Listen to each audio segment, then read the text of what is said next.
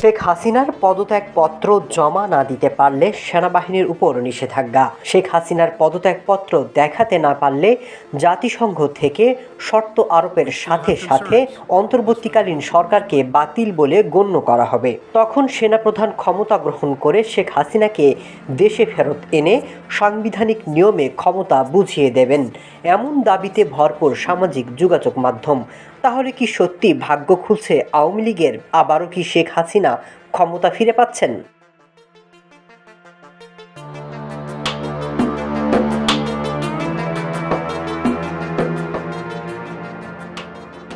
ছাত্র জনতার অভ্যুত্থানে পতন ঘটে আওয়ামী লীগ সরকারের।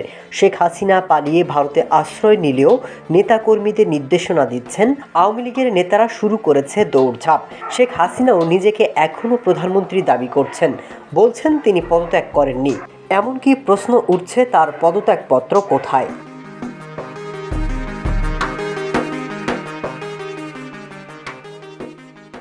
এরই মধ্যে সোশ্যাল মিডিয়াতে ভেসে বেড়াচ্ছে শেখ হাসিনার পদত্যাগপত্র না দেখাতে পারলে হাসিনাকে আবারও ক্ষমতা ফিরিয়ে দেওয়া হবে। আল জাজিরার বরাত দিয়ে এমন খবর প্রচার করা হচ্ছে। এমনকি অনেকে বলছে শেখ হাসিনার পদত্যাগ ইস্যুতে ভারত, চীন সহ বেশ কিছু রাষ্ট্র সরব হয়েছে। এমনকি জাতিসংঘে ইউনূসের ভূমিকা নিয়েও প্রশ্ন তুলছেন তারা।